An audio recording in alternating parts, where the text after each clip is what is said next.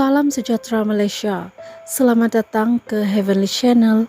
Sila tekan butang subscribe supaya anda tidak ketinggalan mengikuti berita-berita terkini mengenai isu politik, hiburan, artis tanah air dan banyak lagi. Info terkini, saya diberi mandat memimpin dengan hutang negara lebih RM1 triliun.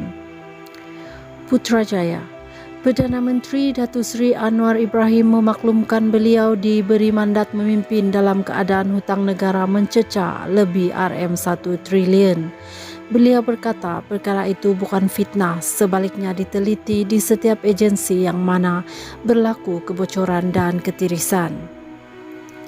Saya kerja kuat meneliti fail-fail, sebab itulah beberapa projek ditangguhkan, teliti semula atau batalkan.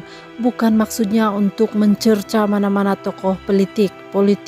Saya tidak sebut nama tokoh politik, tapi saya kata projek tebatan banjir kerana banjir itu menyeksa rakyat dan yang jadi mangsa itu orang miskin dan majoriti yang miskin itu Melayu.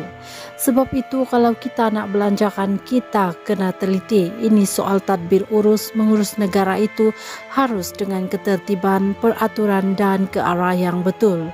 Jadi bila saya lihat umpamanya dilulus dengan spontan projek tebatan banjir, syarikat-syarikat dipertikai, beberapa persoalan tidak dijawab. Saya minta ditangguhkan dan diteliti semula. Esok saya ke Kementerian Kewangan, saya akan kaji dan itu benar bukan fitnah. Memang diluluskan tapi belum dilaksanakan kerana pilihan raya katanya.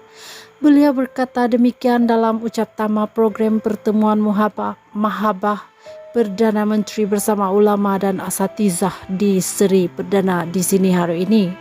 Yang turut hadir Menteri di Jabatan Perdana Menteri Hal Ehwal Agama Datuk Dr. Muhammad Naim Mokhtar, Mufti Wilayah Persekutuan Datuk Dr. Luqman Abdullah dan Pengerusi Jawatan Kasar Tetap Agama Selangor Muhammad Zawawi Ahmad Mukni.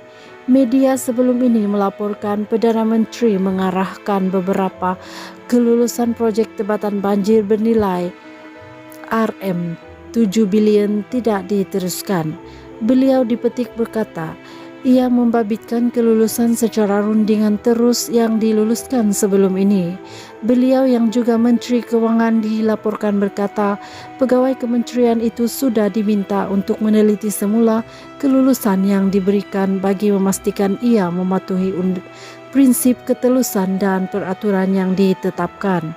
Kamis lalu, bekas Menteri Alam Sekitar dan Air Datuk Seri Tuan Ibrahim Tuan Man menegaskan beliau tidak pernah menandatangani sebarang surat setuju terima SST kepada mana-mana syarikat berhubung projek tebatan banjir.